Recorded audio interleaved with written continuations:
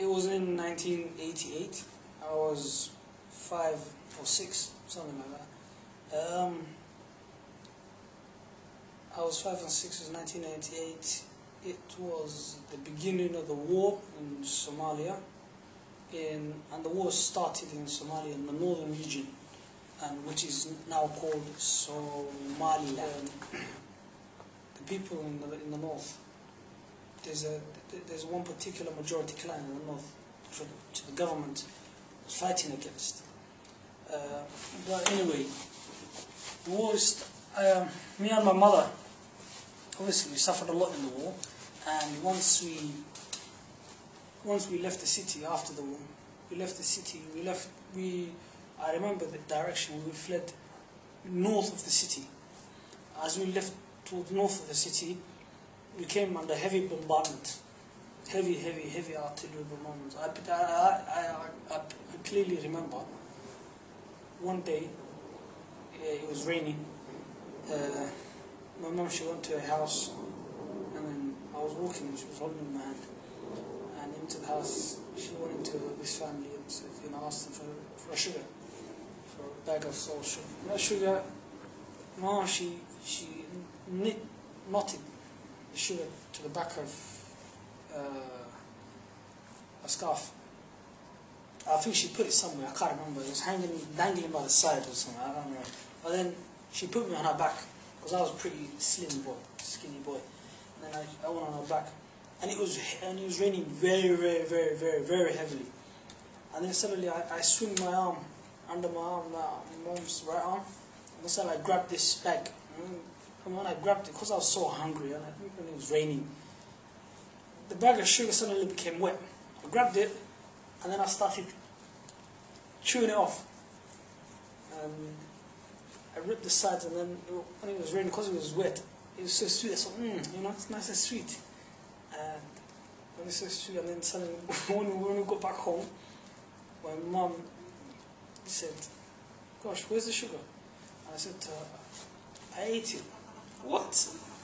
She was, but she laughed. She wasn't angry at me. She laughed, but then it was quite surprising for her to kind of think, I just got the sugar from there. That was the last bit of food. And then a couple of hours later, as we were walking, we went under the tree, and we went under the tree.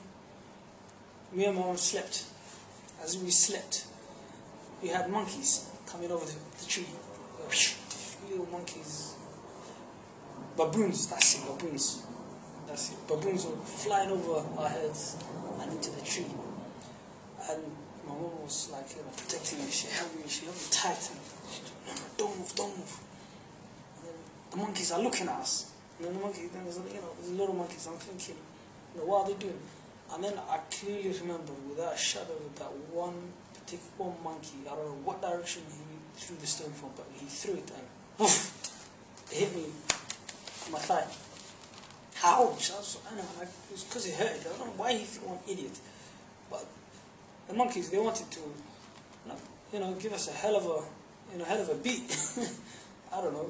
Probably one of us humans must have killed theirs or something. So must have taken. And then suddenly, out of nowhere, the MiG-28, which is a Russian Soviet, it's Russian now, but Soviet fighter jet, which was by the Somali Air Force, flew over us. As it flew fast, the Russian jets, they are known to be very, very fast, but maneuvering-wise, those MiGs in particular were not good at maneuvering. They were very good at altitude and speed, but not at maneuvering. So they swing past us, and I remember it, and I quickly covered myself under a tree and under a blanket, a little blanket on my head. I was cuddled under it. And then, as he swung, he just dropped a big bomb. I don't know whether it was 500, 200, I don't know what. But he dropped a bomb.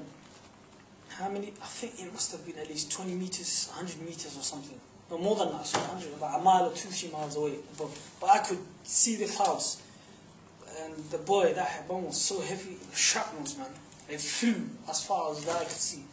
I remember, I have very good memories, thank God. You could see the shrapnels flying across.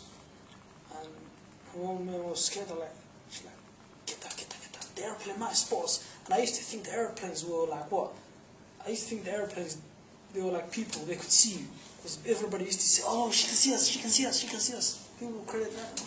They're like, get there, get there, get there. She can see us. We left on that particular day, and it was raining heavy. We left, we ran, and then as my mother was very exhausted. She was tired. She had like, you know, she had enough of life. And then out of nowhere, she tied me and she hung me on a tree. She hung me on a tree and she ran away. Because she suffered so much stress of the war and anguish and all the problems. She lost her mind for a moment. She got me. She tied me on a tree. Just hanging. Just like you would hang a coat hanger. And then I thought, and then I looked around and I was like, and then my mom just ran away. And then I said, in Somali, hoyo hoyo, hey get taken. Allah hoyo, hey get taken. Allah hoyo, hey get taken. I said that to Somali, oh mom, don't leave me, please, don't leave me. And clearly from my side I could hear the guns and stuff. Oh hoyo, hey get taken. Oh mother, don't leave me, please, don't leave me. And then my mom was running. And then she stopped. She stopped. She turned around and then took me away. A lot of people would say, you know, she was crazy. No, she wasn't. She was frightened. She was very frightened. She just completely lost her mind, stressed out, everything. Because of the, you know, come on man, a human being, she's a young girl as well as at the same time she must have been. How did you feel when you saw your mum leaving? Were you scared she wasn't going to come back for you? Yeah, of course I was scared. That's why I said, Mom, don't leave me.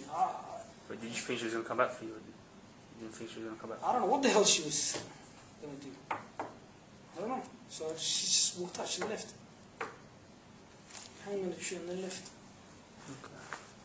Because obviously I don't blame her for that. All the stresses she's been caused. Come on man, she saw dead people. Blood, everything. So of course she's going to be distressed and everything.